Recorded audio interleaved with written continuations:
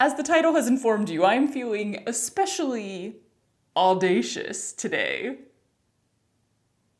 Now I can never change the title.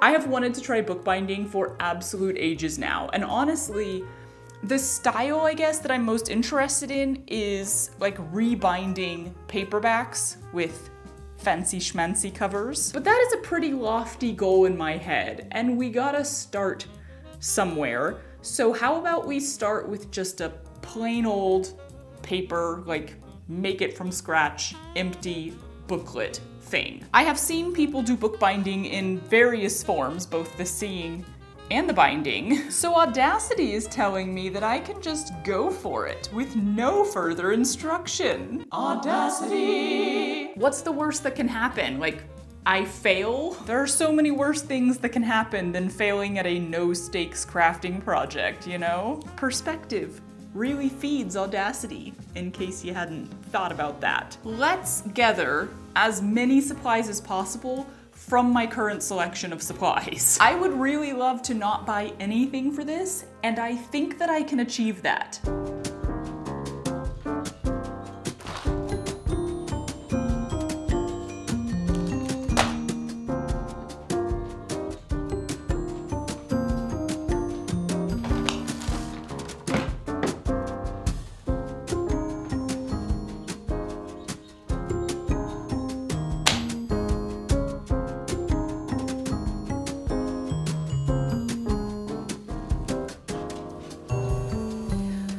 I really need to get some non-reflective glasses for when I'm working at this table. I should also close the door because the birds are adorable, but they are loud. First of all, let me note that my goal here is not to make a long-lasting, archival, this is well-made kind of book. I'm sure there are many supplies that are like intended for this, acid-free, stuff like that. I don't know about any of this. We're testing this and we're using what we got. So what have I got? Based off of the many reels that I have watched, I think I had everything that I needed just already in my supplies. I feel like there is quite an overlap between somebody who embroiders and somebody who wants to bookbind, like supply-wise, or I just have a lot of stuff. Paper, just regular old plain paper. I have both Mod Podge and Elmer's as my glue. Probably gonna use the Mod Podge. I have a paintbrush to brush it on, because they always brush it on. I've got a plethora of rulers and straight edges. I have fabric scissors, paper scissors, and a rotary cutter, as well as a little mat to rotary cut upon. Pencil, needles, and embroidery floss. I have a feeling they use a very specific type of thread. I'm just gonna use this very fancy stuff I got at a conference one time. It's from Valdani. It was expensive, and it's really pretty. Now, the most common tool that you see them using is like the little presser thing that I think has a name, and then an awl. And I was all like, ah, dang it, I don't have an awl. I might actually have to go buy that. And then I remembered that I bought this last year at an estate sale. I found it in the drawer of a desk. It's just like, I assume pottery tools, but they're just kind of generic tools that you can do whatever you want with. And oh, look what's in here. Stabby things. Look at that. And then there is also this guy that I think should cover me for the whole pressing down, smoothing out, whatever this tool is called. Did you want to see somebody who knows how to do bookbinding do it?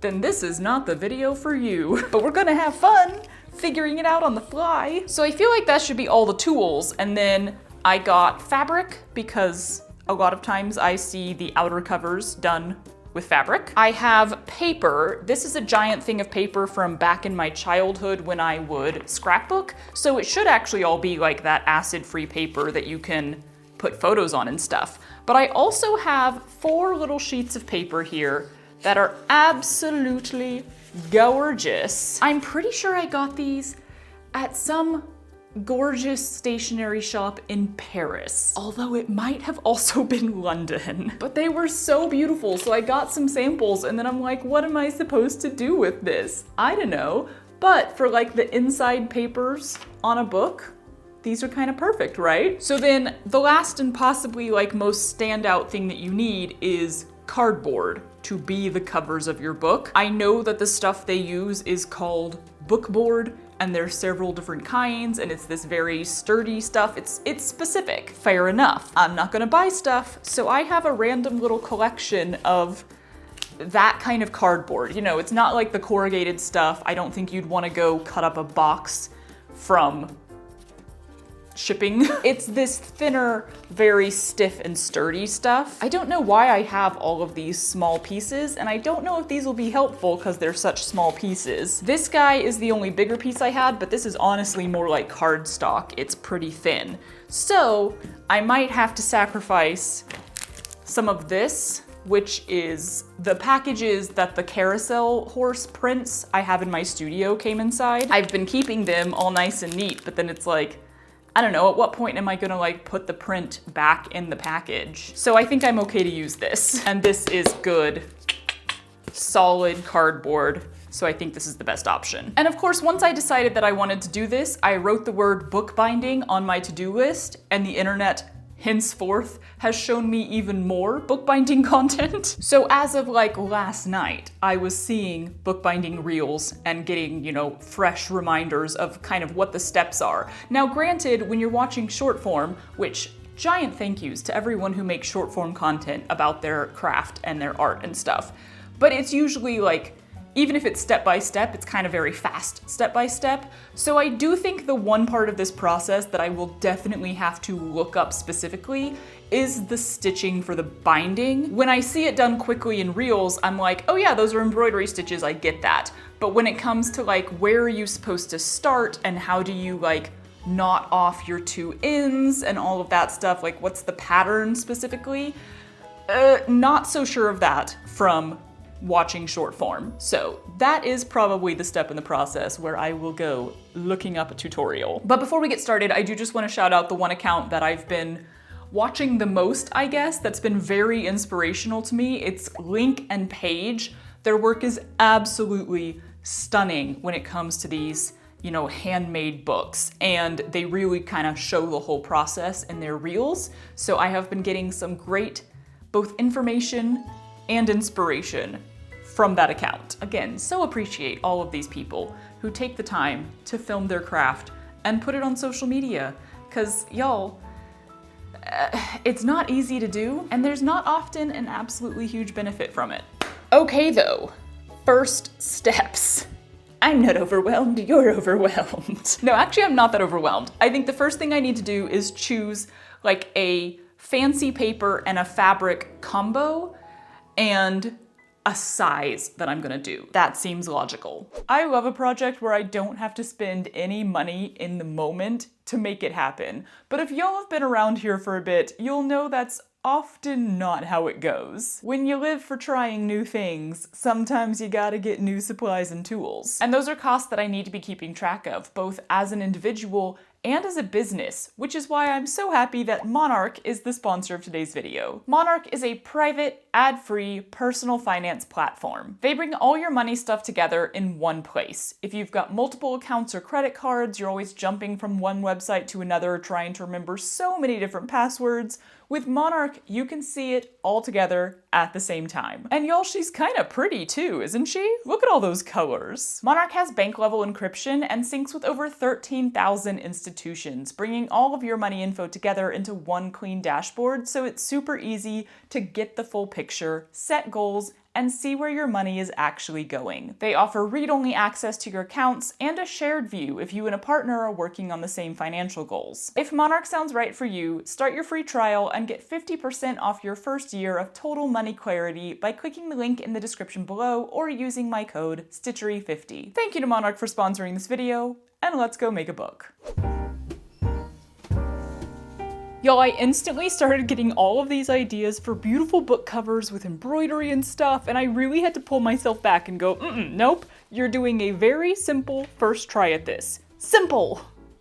I think the best plan would be to cut one of these papers in half to be the back and front inside of the book, and then base the entire size off of that. Before I started in with the scissors, I remembered that I have this handy dandy, possibly a little bit crooked, but it'll work, paper slicer. Woohoo!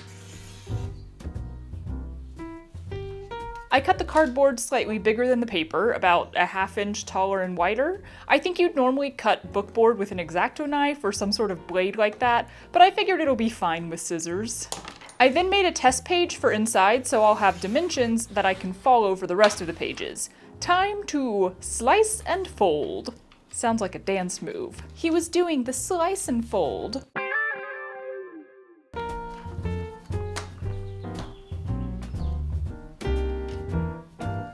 I think this footage might make a bookbinding pro cringe a little, but also, I'm not at all a perfectionist, especially on my first time trying a craft.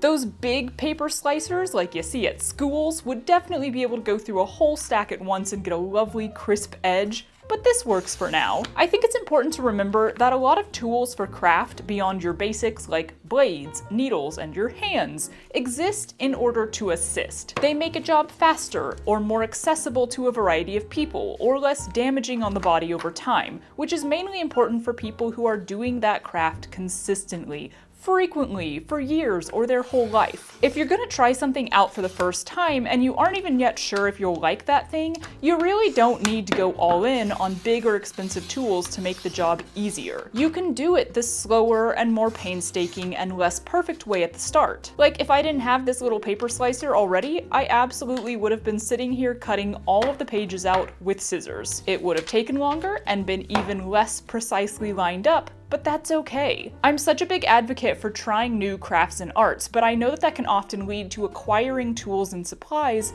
that don't end up seeing much use. So I'd really recommend going for small, multi-use tools, like that packet of ceramic tools that can also be used for numerous other things. Glue, scissors, thread, paper, fabric. These are all items that can be used for a variety of crafts. And if you really want to try the bigger or more expensive tools associated with a certain craft, or if you really want to try a craft that actually does require a bigger tool like that, and you're willing to invest a bit of money into that exploration, I'd recommend looking for a class where these tools will be provided for you rather than investing in them yourself right away. My personal hierarchy is basically, can I do it with the items I already have? Can I borrow what I need to do it? Can I take a class or attend an open studio where what I need will be provided? Can I buy what I need secondhand? And then finally, if you're really invested in trying the craft, or you've already done as much as you can do with all of those previous steps, you love the craft and you want to keep going, now get the supplies. Go for it, because now you've proven to yourself that you will be utilizing them. Anyway, those are my thoughts on crafting tools, and we've got a good sized stack of pages here. There was a bit of paper waste in order to get the size that I wanted, but this stack of paper was stuck in a package we got for some reason and isn't the proper size for printers in America, so this seemed like a good way to use it up. I'll save the little strips left over for tiny books in the future. Possibly the very near future. For the fabric covering, I'm loving this green with the paper that I chose, so I cut out a really generous chunk of it that will fit the 2 covers plus extra, and that needs to be ironed.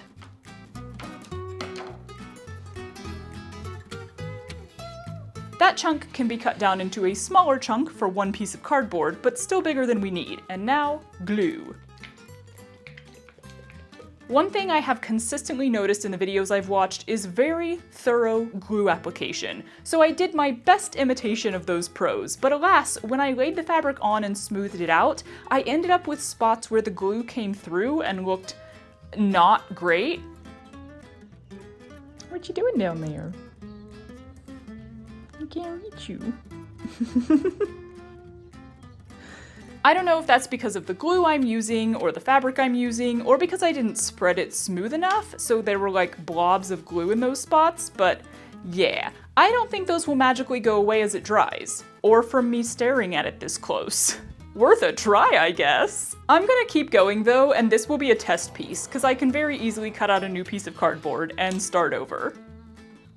And it's a good thing that I continued, because I cut my corner angles too close and didn't have enough to fold over and tuck inside like you're supposed to, so they were sticking out like little spikes. I went ahead and cut a piece of random paper from my stash to glue on the back so that I could test the whole process and get an idea of what it'll look like. And you know what? That's not bad for a first try. I am gonna start over though, possibly with different fabric this time, although I suspect 'twas my glue spreading that was the real culprit.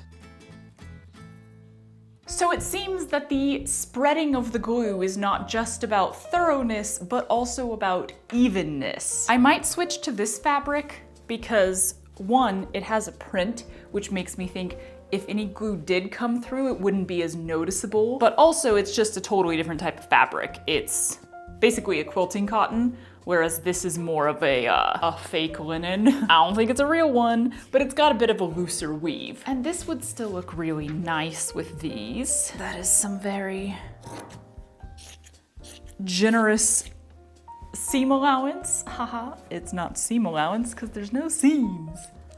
Thorough spreading, even spreading, no blobules. Yeah, now it's kind of making sense that like you're not just getting all the way up to the edges, you're also spreading the glue so thin and so thoroughly that there's just no little risen spots. I love discovering that there's a reason for the things that I've observed, you know? Like somebody could just tell me that's the reason. That's kind of the point of going to classes or something. But it is also really fun to discover that reason on your own. I'm also flicking glue everywhere. All right, and then instead of laying that on the fabric, I'm gonna lay the fabric on that.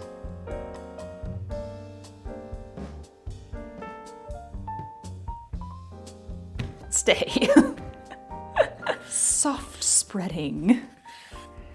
I can definitely feel the glue coming through the fabric in general, like I can feel the wetness of it. Yeah, I'm not really seeing blobules this time, maybe a little one here, but it's not showing as much because of the pattern. Haha, that looks pretty good to me.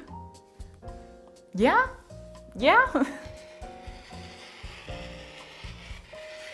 So I did not give myself enough of a corner last time. That seems too far, if I'm being honest. Yeah, I think that's enough. Okay.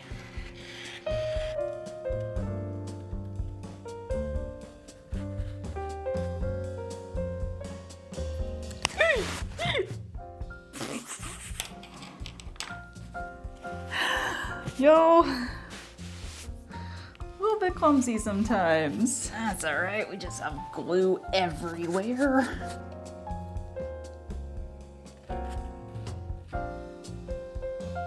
I do feel like people I watch are so precise with their glue too. And I'm not there yet. Oh, my stomach's growling though. It's gonna be lunch break after this. Oh no, I got blobs. Acceptable. Yo, I could get into this.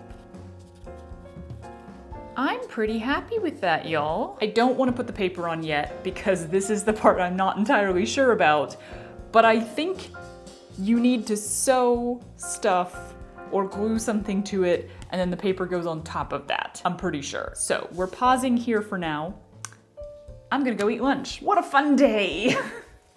This is a great Sunday, just, you know, sitting here making a book. After lunch, I made the other cover, same way that I did the first, and then 'twas time to actually look for some instruction, cause, stitching and stuff. I ended up back on Lincoln Page's account to see how I wanted to attach the cover and everything. I like the way they use a piece of fabric on the inside rather than piercing holes through the covers themselves. So I found some pink canvas in my trunk and also some brighter pink fabric to maybe make spine tabs? I don't know, but I like the look. It might be worth trying. Then I decided on French link for the stitch itself, because that feels like a solid basic style that I should try out before getting too nuts with embroidery. I'm using a tutorial by C Lemon DIY, which I will link in the description.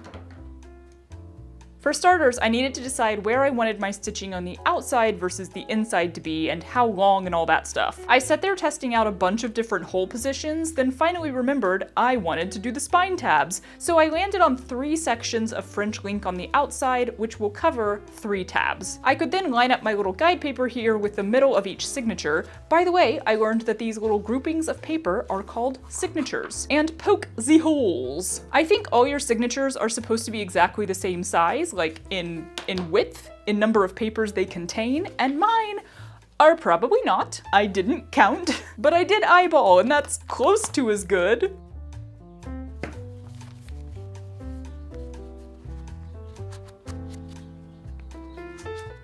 Now we stitch. I won't go into extreme detail, cause you can always watch an actual tutorial if you want to try this specific stitch, but honestly, it's pretty straightforward and intuitive.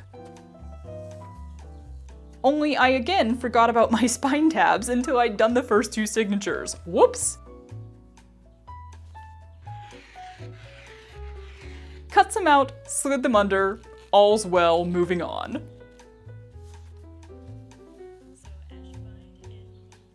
Really, the hardest part of all this is just juggling your crap, because the thread is going one way and then your needle keeps going between the wrong pages and the spine tabs are flapping about in the breeze, being a general nuisance. But yeah, it's still pretty easy.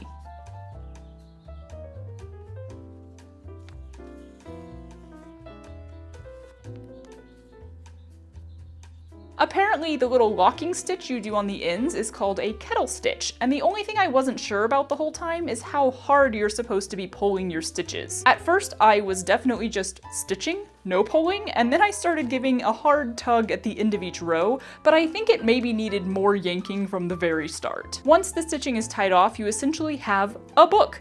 Eep. Watching this come together in my hand so quickly was frickin' awesome. Massive maker joy tied up in this process. We can now glue the covers onto those canvas tabs, back and front. I redid the first one, pulling it off before it fully dried and reapplying glue, because I didn't like how inset I'd placed the canvas on the spine side. But in the end, I think it's all good. This was the point where I started to think my stitches were possibly too loose.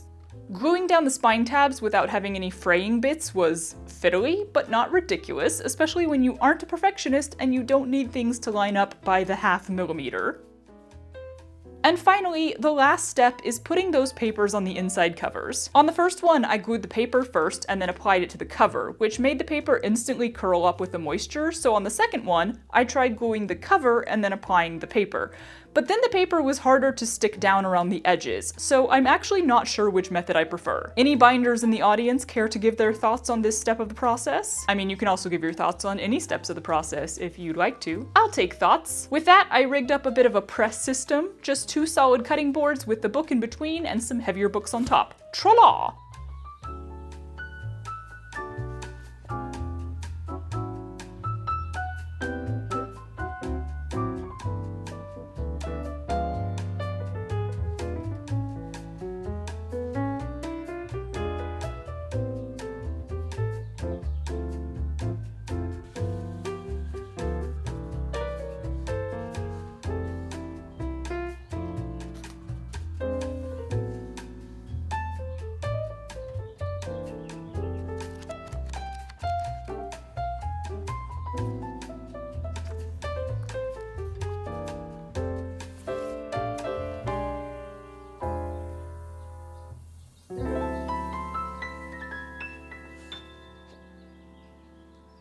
Well, I am definitely gonna be doing that again. Possibly I'm gonna be doing that again like tomorrow. Ooh, y'all, I really like bookbinding. I mean, I think something really cool about it is how incredibly varied it is, which is the same reason that I've been into embroidery for so long and been into sewing for so long, because there's so much variety within the medium, if that makes sense. That makes sense. This style of making my own little empty book or blank book, I guess, has not appealed to me as strongly simply because I don't have much purpose for this. I'm not a physical book journaler anymore. I do a little bit of writing in physical books, but usually my brain moves faster than my hand can, so I'm more of a typing kind of person. But like, the process of making this was a frickin' delight. Ooh, and then if you get into bookbinding, you can start getting into paper making. There's so many other crafts that can be utilized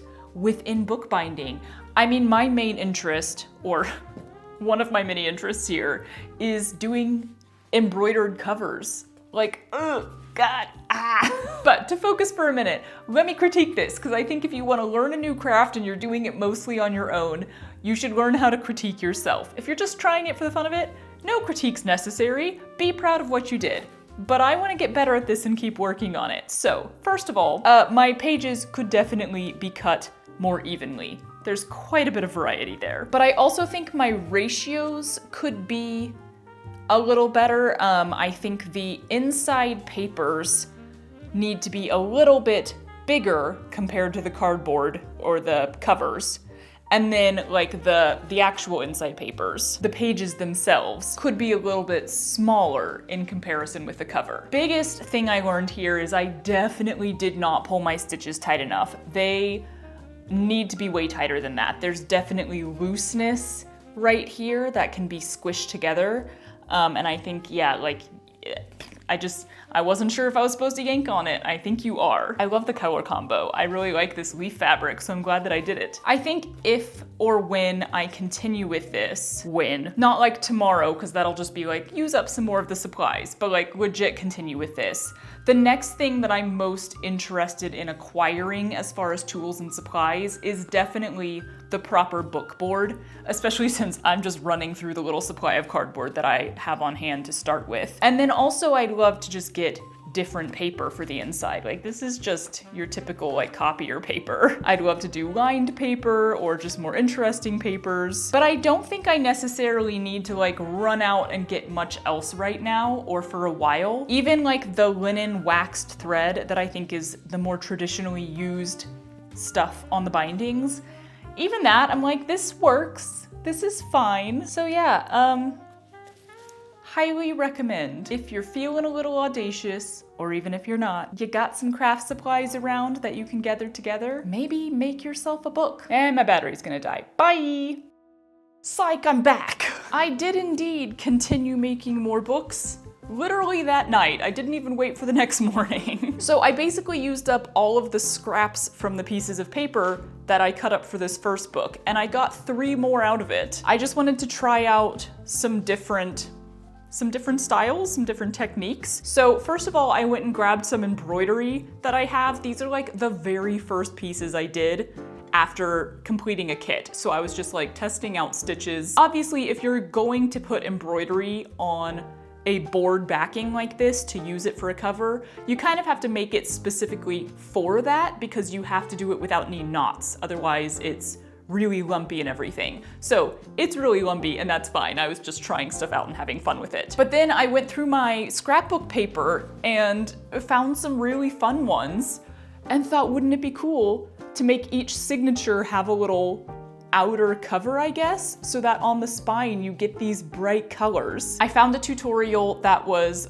Coptic binding but without a cover because I wanted to do the same thing with like the fabric pieces that you glue the cover on with. So it's a little bit different because all of the other Coptic binding, you go through the cover itself. You have to make holes in the cover, and I didn't want to do that on this one. Now that I've done 3 more, I am definitely more tempted to get the actual like waxed linen cord, less for the waxing and the strength and the long lasting and everything, and more for the size, which granted, I have bigger embroidery flosses. I think even using like pearl cotton would be bigger, but the stuff that I was using was pretty thin, so the stitches on the spine don't really stand out as much as they do in normal bookbinding. But I still think this is super cute and it turned out really well. I did end up accidentally gluing the first papers to the cover when I was putting the silver papers on the inside, and I had to kind of tear them off and it looks a little bit bad, but you know, we live and we learn. I really like how the spine looks. And then I was sitting there looking at my piles of stuff, and in all of those packets that I took the cardboard out of, the artist's business card was in there. Brittany Lee, who did the carousel prints that I have in my studio, is the artist, and on the back of her business cards, she has this adorable parrot and pineapple design, and I was like, that's freaking adorable, it'd be so cute.